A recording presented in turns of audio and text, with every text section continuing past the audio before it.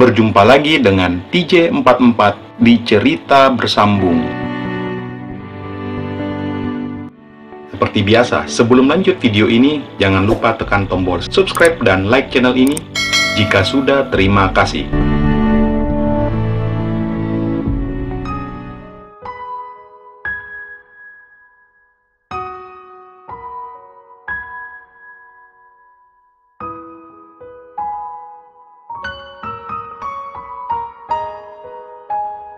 Sore hari, 3 orang gadis baru saja keluar dari bioskop. Ternyata Reni bersama kedua sahabatnya yang baru saja selesai menonton sebuah film drama.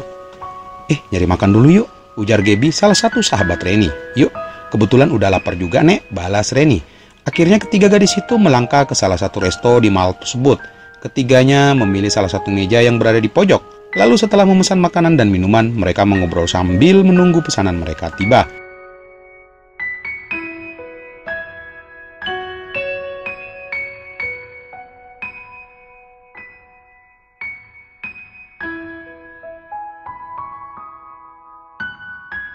Duh ya tuh cewek tadi, ujar Lila, salah satu sahabat Reni. Nyesel gue nonton filmnya tadi. Kenapa emangnya nek? Tanya Reni. Sakit hati Bo, lihat cowoknya digituin.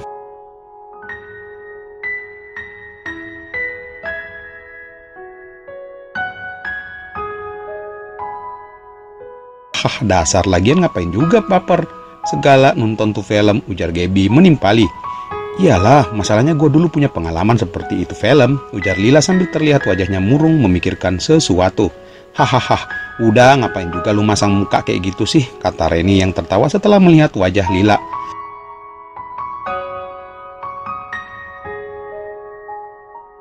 Ngemeng-ngemeng, Sinta kok nggak nelpon ya? Tanya Gaby sambil melihat HP-nya. Lagi sibuk kali sama cowoknya, jawab Reni. Emang dia punya cowok? Masa iya kita nggak dikasih tahu sih? Ujar Gaby.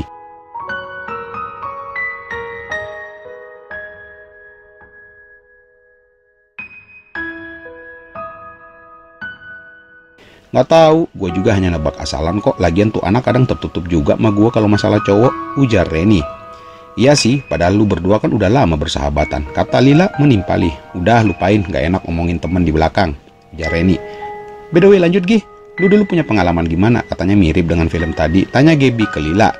Ya dulu waktu SMA gue long distance sama cowok gue. Dia memilih untuk kuliah di Bandung, ujar Lila mulai menceritakan masa lalunya. Kedua sahabatnya mendengar sambil memasang wajah serius.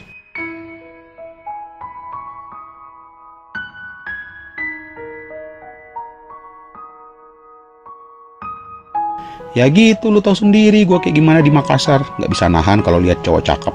Jadi lu, kata Gaby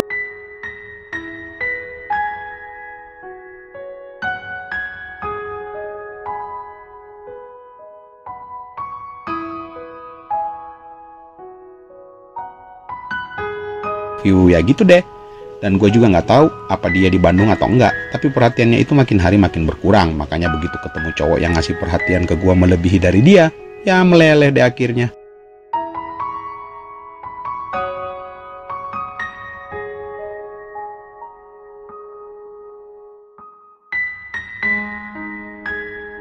Hahaha, dasar lu aja yang, kata Gaby. Kagak lah nek, gue tuh sebetulnya sayang banget sama cowok gue. Tapi ya mau gimana lagi, karena jujur gue paling gak suka berhubungan jarak jauh kayak gitu.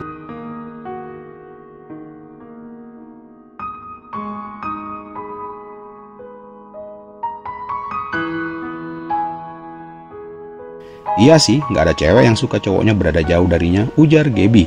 Reni hanya mendengarkan kedua sahabatnya sedang curhat. Sama kok Li, kalau gue juga di posisi lu, gue bakalan ngelakuin hal yang sama seperti yang lu lakuin. Secara mana kita tahu cowok kita bener apa kagak di sana.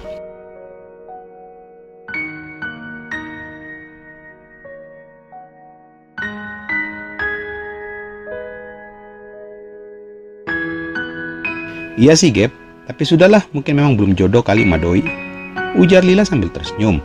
Terlihat Reni hanya sibuk berbalas pesan dengan seseorang, namun sesekali mengangguk-angguk kayak mendengar curcolan kedua sahabatnya. Kalau lu Ren, gimana dengan Joko? Tiba-tiba Gaby bertanya ke Reni. Kenapa dengan Joko? Reni terlihat sedikit terkejut lalu menaruh HP-nya di atas meja. Ya elah, makanya fokus nih, jangan cuma main HP.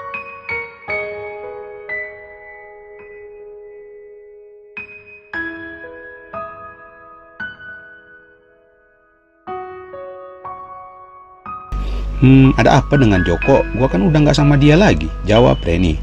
Terus sekarang sama siapa? Tanya Lila menatap wajah Reni. Ada sih, nanti gua kenalin, malu orang ya, jawab Reni tersenyum sambil benaknya memikirkan Aji yang ternyata barusan ber-SMS-an dengannya.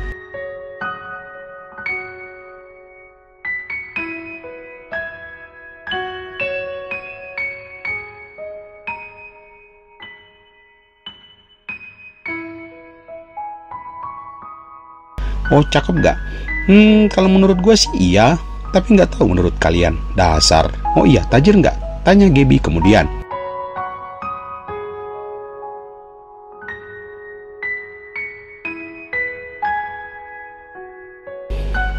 Biasa aja sih, Gap. Gua nggak butuh tajir, tidaknya tuh cowok yang jelas dia bisa ngebahagiain gua dan nggak pernah sedikit pun membuat gua merasa sendiri aja, jawab Reni tersenyum.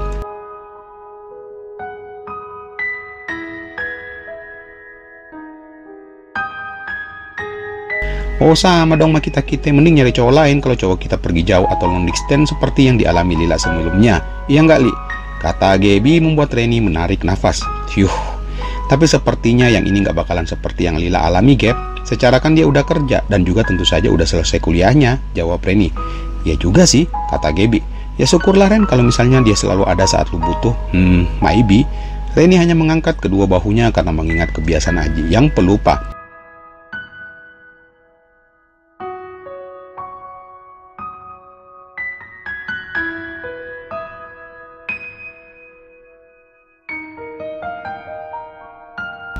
Lalu pesanan mereka pun tiba diantar oleh salah satu pelayan resto. Tanpa pikir panjang, akhirnya ketiga sahabat itu menyantap makanannya sambil sesekali mengobrol santai.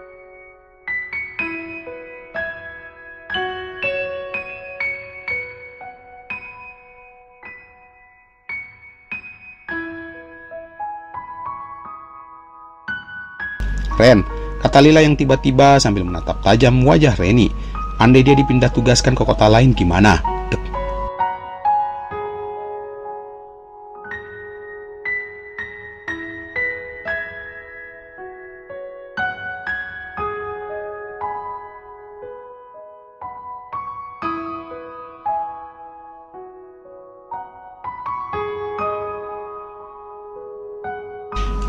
Hari berganti.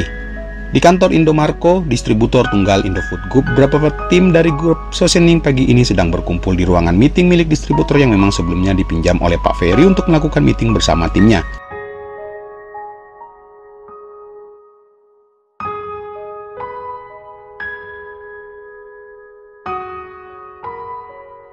Seperti biasanya, meeting pun dimulai dengan review bisnis masing-masing SR dan juga review mengenai semua program-program yang telah berjalan. Hasil area Pak Ferry terjadi pertumbuhan yang signifikan dan semua orang mengetahui bahwa Aji membawa sebuah perubahan positif di dalam tim Pak Ferry. Banyak proyek yang Aji kerjakan dan hasilnya begitu luar biasa, bisa mengangkat volume area Pak Ferry. Mulai dari proyek Stock Point dengan bumbu kaldu Indofood di mana sebelumnya produk tersebut sangat tidak diminati oleh konsumen. Apalagi outlet-outlet yang memang sifatnya hanya menjual produk fast moving.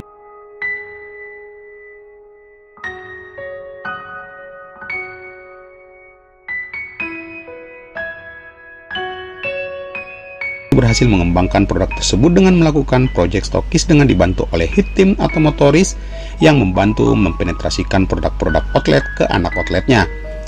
Pihak stokis hanya menyiapkan stoknya dan para tim motoris akan menjualnya ke anak-anak outlet di sekitaran area outlet stokis.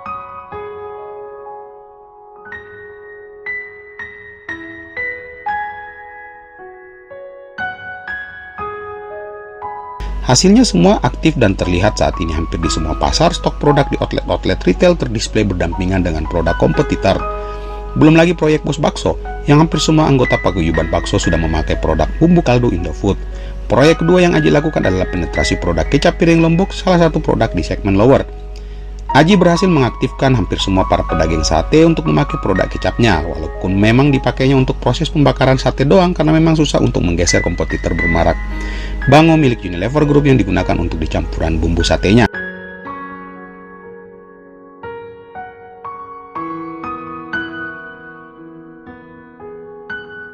Justru di penggunaan bumbulah yang paling banyak menggunakan kecap. Meskipun demikian, manajemen tetap mengapresiasi apa yang telah dikerjakan oleh Aji. Ketiga, Aji melakukan proyek transformasi distribution level dengan menggerakkan semua salesman untuk melakukan penetrasi semua produknya di register outlet distributor. Programnya, setiap salesman yang berhasil melakukan penetrasi minimal 80% di register outletnya dengan masing-masing 1 karton per produk, maka akan mendapatkan tambahan insentif sebesar Rp2.500 per kartonnya. Jadi bayangkan saja jikalau semua register outlet masing-masing salesman sebanyak 300 outlet, maka salesman akan mendapatkan uang tambahan sebesar Rp750.000. Itu jika salesman hanya menjual 1 karton per produknya per outlet. Bisa dikatakan, semua salesman tentu saja sangat senang dan semangat mengejar targetnya sebanyak mungkin. Makin banyak melakukan penetrasi, makin banyak yang akan mereka bawa pulang ke rumah. Silahkan dikalikan sendiri.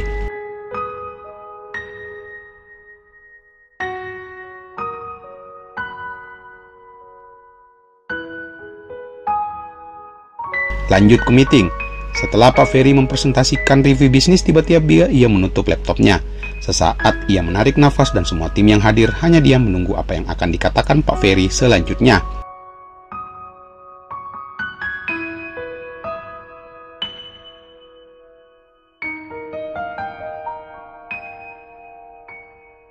Oke, setelah melihat review bisnis tadi, ujar Pak Ferry terlihat agak berat ingin mengatakan suatu hal. Dan semua yang ada di ruangan ini tahu bahwa pencapaian kita sampai saat ini tak lepas dari adanya Aji di dalam tim kita. Lanjutnya menatap satu persatu timnya, terlihat Aji hanya mengangguk dan tersenyum. Mita yang duduk berdampingan dengan Pak Ferry menoleh ke Aji dan tersenyum sambil, "Betul Pak," Sam yang di awal membenarkan ucapan Pak Ferry. "Setuju Pak," Dodi menimpali.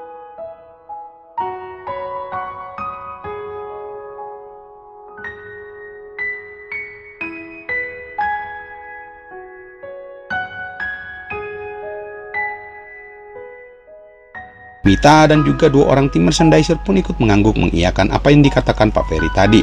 Dan ujar Pak Ferry menggantung ucapannya. Semua orang sepertinya tak sabar ingin mendengarkan lanjutan ucapan Pak Ferry. Terasa begitu berat nafas Aji tiba-tiba.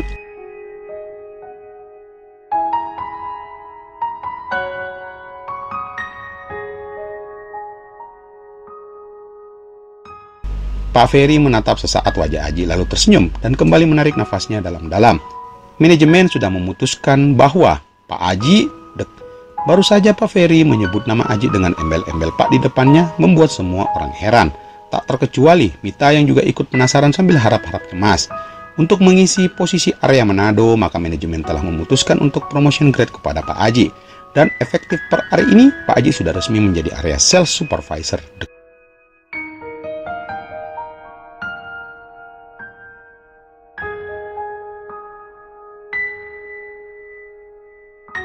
Mita terkejut, matanya membesar menatap wajah Pak Ferry kemudian menoleh ke arah Aji. Tak terkecuali semua orang yang berada di dalam ruangan ikut terkejut dengan apa yang Pak Ferry sampaikan. Aji akhirnya bernafas lega setelah Pak Ferry mengumumkan kenaikan grade-nya.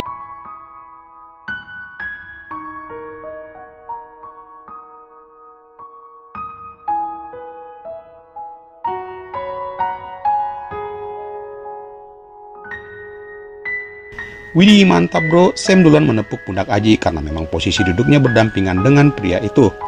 Jadi, apakah di antara kalian ada yang keberatan atas keputusan manajemen? Semua orang menggelengkan kepalanya menjawab pertanyaan Pak Ferry. Sekali lagi selamat buat Pak Aji ya, dan mohon support dari teman-teman selama Pak Aji masih masa training di Makassar sebelum ia berangkat ke Manado. Mita masih saja menata Aji tanpa berkedip. Entah mengapa ia sangat bangga dengan yang dihasilkan oleh Aji.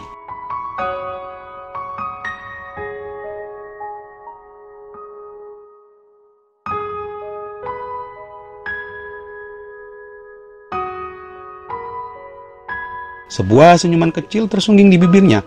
Matanya terlihat telah berkaca-kaca menahan haru dalam dadanya. Sam dan juga Dodi sangat senang atas kenaikan jabatan Aji. Tentu saja ini adalah tantangan buat mereka ke depannya. Masa pegawai baru seperti Aji bisa duluan naik jabatan dibandingkan mereka?